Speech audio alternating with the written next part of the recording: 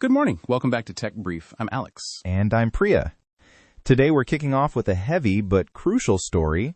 Google and Character.AI have agreed in principle to settle multiple lawsuits brought by families who say role-playing chatbots encourage teen self-harm and, in some tragic cases, suicide. Short version, the companies and families in Florida, Colorado, Texas, and New York are negotiating settlement terms, which will likely lead to compensation, but a lot of the details will probably stay private. Right. The complaints are disturbing. Allegations include a chatbot imitating a Game of Thrones character that a Florida family says was involved in their son's death, messages that reportedly encourage cutting, and even a claim one model suggested murdering parents as an option.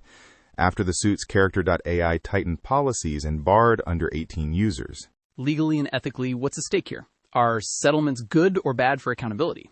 Settlements can quickly deliver compensation to families and spare them a painful trial, but they often keep key evidence out of the public record. That means less legal precedent and fewer lessons for the industry. For AI companies, settlements reduce immediate risk, but regulators, other plaintiffs, and the public may see it as sidestepping full accountability. And for other AI firms watching this, does this set a precedent on how to handle liability and safety? It sets a practical precedent, yes.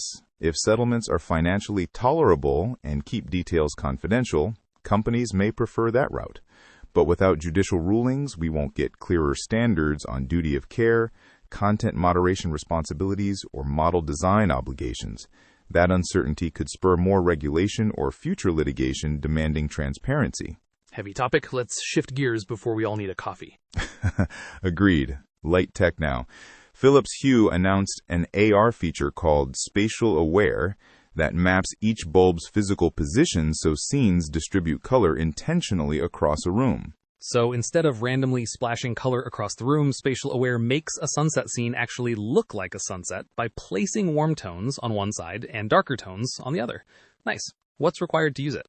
You need a Hue Bridge Pro and an iPhone or iPad to scan the room.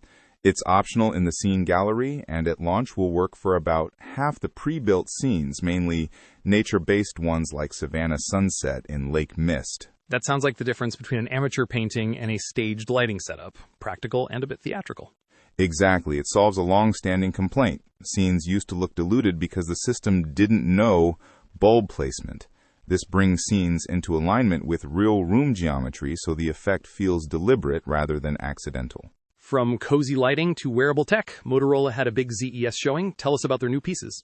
Motorola expanded its Moto Things lineup, a higher-end Moto Watch with polar-powered health tracking and up to 13 days battery, a Moto Pen Ultra stylus for the Razr Fold, the Moto Tag 2 tracker, and a premium Motorola signature phone with 4 50-megapixel cameras and a large battery. 13 days on a watch is impressive these days. Any standout software moves? The Moto Watch leans into open-source software and dual-frequency GPS. The pen supports palm rejection and tilt sensitivity, plus AI features like sketch-to-image. Motorola is clearly pushing its own ecosystem again, not just chasing specs. Before we wrap, a public policy flash. The UK's age verification rules for porn are having some unexpected effects.